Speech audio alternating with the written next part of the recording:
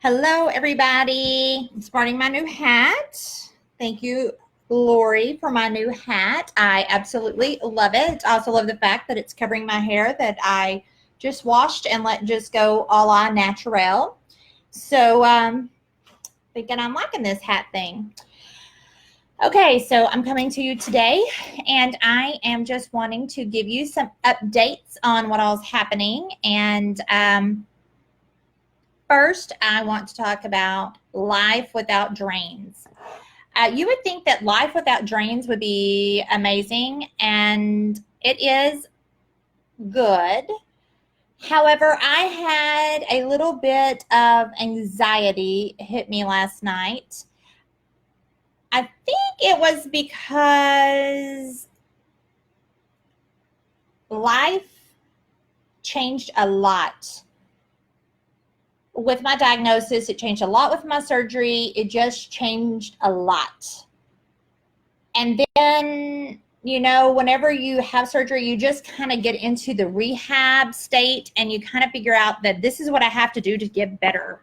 And you just embrace drains and tubes and whatever you have to do, you just embrace it and you roll with it.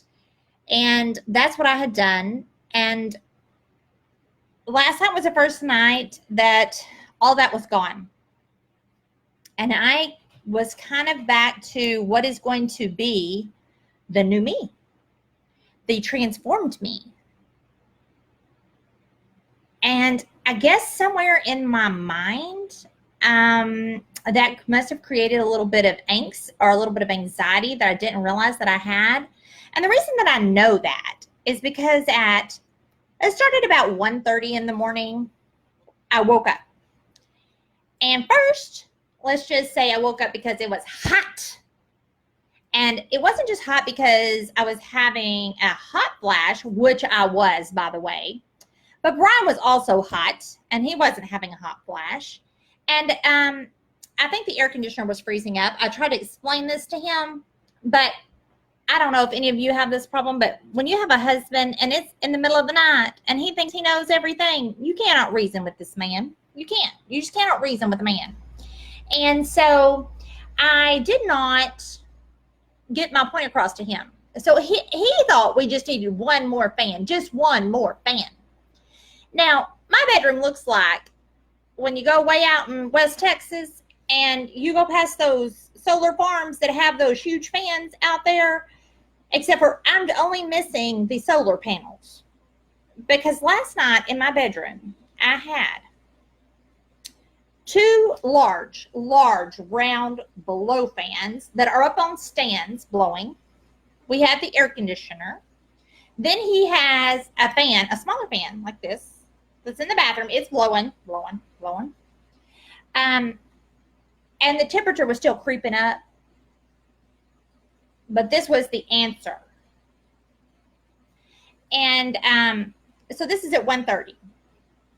So at 2:30, I get up and we have a thermometer on this, anatomical clock in the bedroom. And I look at the temperature up there again, and it's even hotter than it was before he brought in, the next wind farm fan. And I told him, I said, you can stay in here and melt if you want to, but right out there is cooler. I'm going in the other room. And he said, okay. So I left. Well, I come in here, I lay down in the living room. I can't get comfortable. I flipped, I flopped, I tossed, I turned. My dog got up there with me. She got down. We did everything in the world. I watched TV. There's nothing good on, even with satellite in the middle of the night.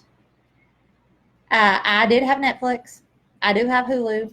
I watched some Rizzoli and Isles. If y'all haven't watched that, it's really good.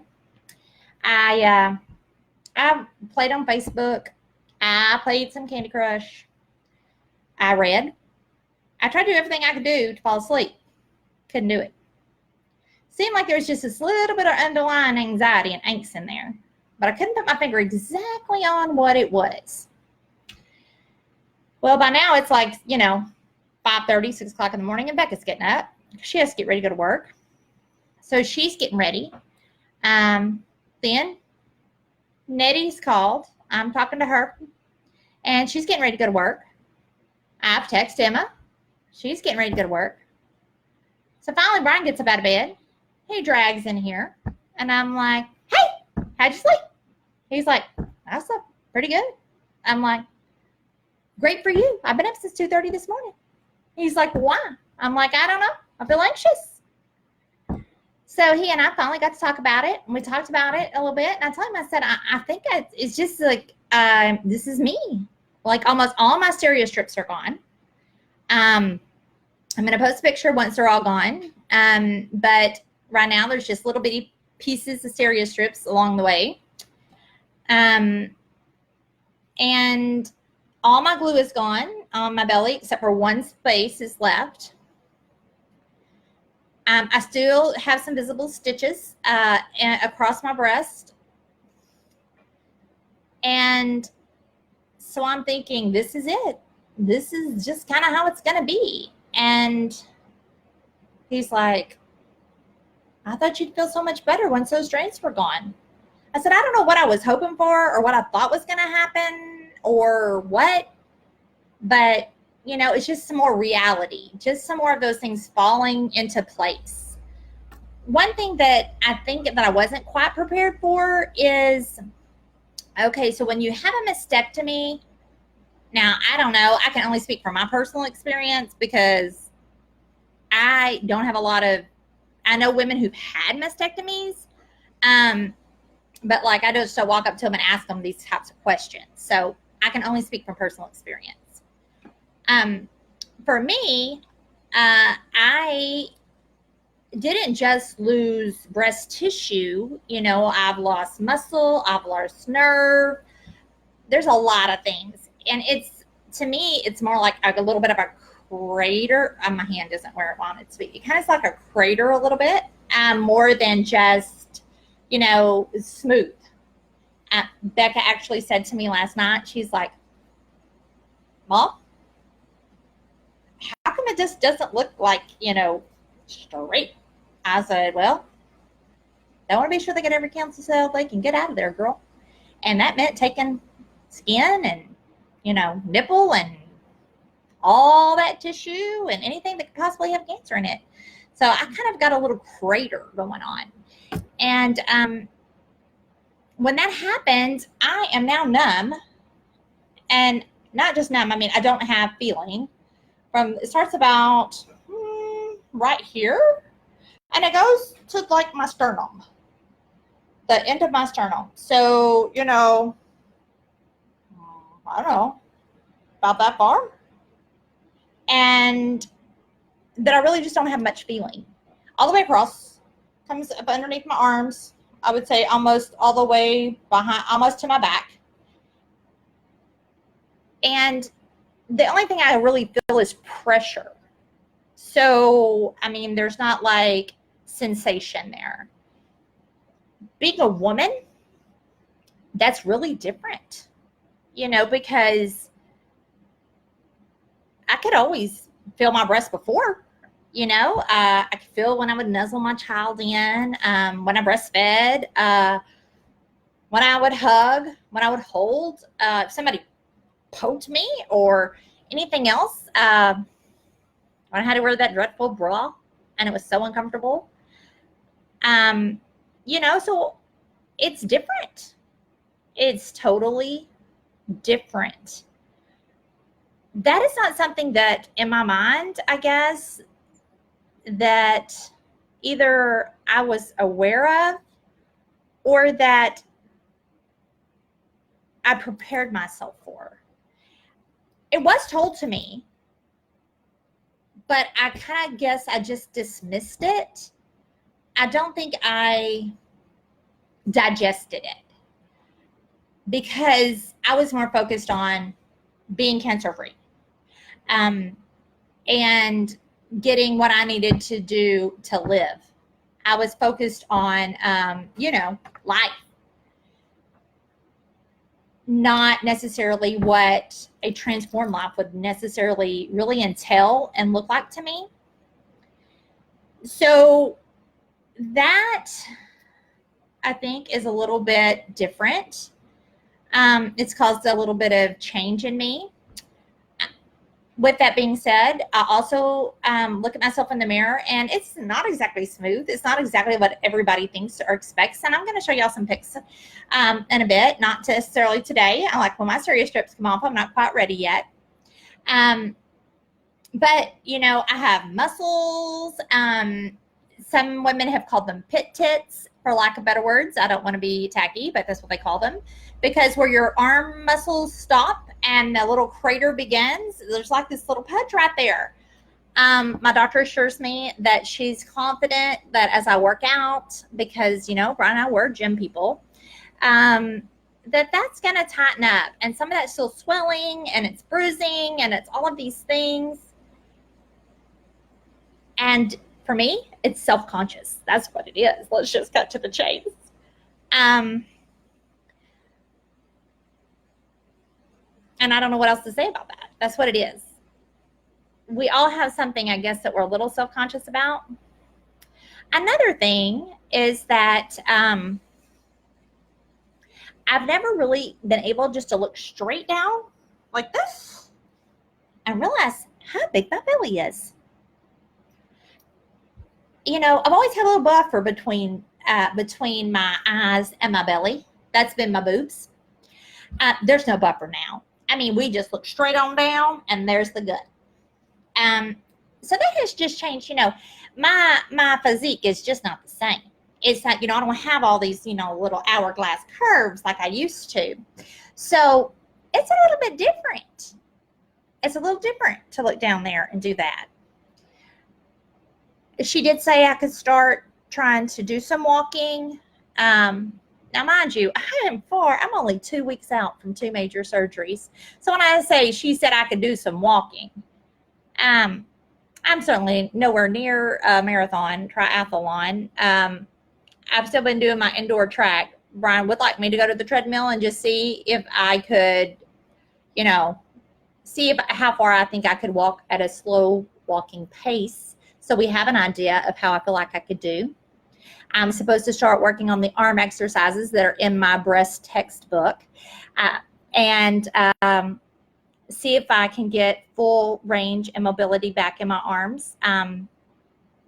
Because not only do I have to stretch the muscles, I have to stretch the skin, and it's tight.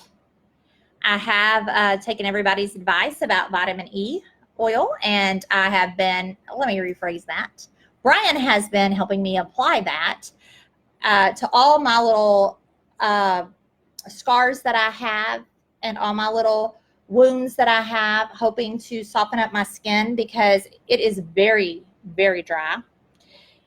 All those scars and spots are just almost peeling dry at some points. So we have been using that and applying it, and it is helping. So shout out to everybody who gave that advice. We did get that, and we are using it faithfully. So, you know, I think that all of that stuff has been on my mind. And I didn't even realize it was on my mind. And I think it just was in the back of my mind clicking, even though I didn't realize it. And I also said to Brian this morning, I said, somehow I think I set this expectation for myself that's an unrealistic expectation, that I look at myself in some ways and I think, man, I look pretty good. You know, it's kind of like before surgery. Man, I look pretty good. But I'm not as strong as I think I am. I know I'm not. Just ask me to get something off the top shelf of the refrigerator. Still can't do it.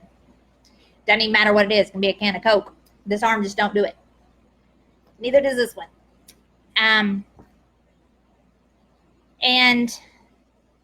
I think in my mind, I kind of thought, well, once I got those drains out, I was going to be, you know, way back to better. It's going to be better. It's going to be back to normal. It's going to be so much easier. You know, easier, yeah, in some ways. But I have to keep reminding myself that it's just going to take time. And I'm a little impatient. And But pacing is the key. And that is something I am learning. And the Lord is keeping me on track with that. And He's making sure that I pace myself and that I keep my expectations realistic. And that I call Brian my warden. But in some way, I think I was a little anxious that he would stop being my warden and that he would have higher expectations that I might not be able to reach and that I would fail. And so that fear of failure kind of lingered on me last night. And I think that was something I was anxious about. You know, they have this date set out there for me to return to work. You know, they're thinking, oh, you'll be able to return to work by this date. But they're giving me lots of leeway. I mean, nobody said you have to return to work or this is going to happen or that is going to happen. No one has said that. You know, not my doctors, not my job, not my husband, Lynette. You know, and it's that thought of, you know, you just want to do your very best, you know, and I know that there's no right, there's no wrong, there's no anything, but we all do that. Don't we all set expectations for ourselves? And sometimes don't we, even without realizing it, set ourselves up to fail maybe? Or do we not want to do our very best and just can't quite get to the mark? I don't know. Maybe I'm just the only one who does that. Or maybe it's overachiever syndrome. I don't know what it is. But I'm just saying, all those things rushing through my head, I can't be the only one of us out here that feels like that sometimes. And lets that anxiety get to you and lets it kind of eat at you. So, you know, one thing for me today was to just get into a little bit of my normal routine, which meant that I would pick up a little bit around the house. And when I say a little bit, I mean a little bit. I would shower. I still can't fully dry my own wounds because you have to do it a certain way. And Brian had to help me. And I'm okay with that. I still can't get my clothes off the rack in the closet, but I pick them out. And he was able to help me. And I can't tie my own blasted shoes, but I put them on. You know, and that's improvement from where it was. And I did some of those things today that I hadn't been able to do a couple of days ago. So for me, I have to just accept that those small milestones are milestones. And big or small, they're improvement. And I'm going to get there. And I'm going to count each one of them as I go.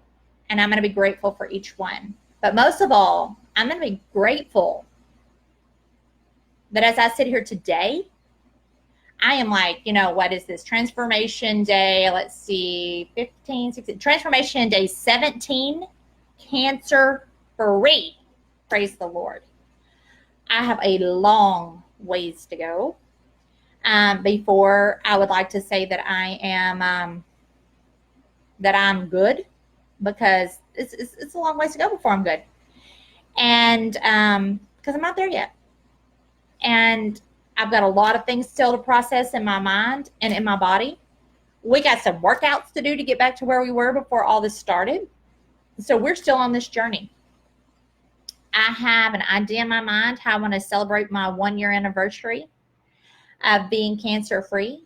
So that's going to be July 31st, 29th, July 29. Look at me making it the 31st. July 29 of next year.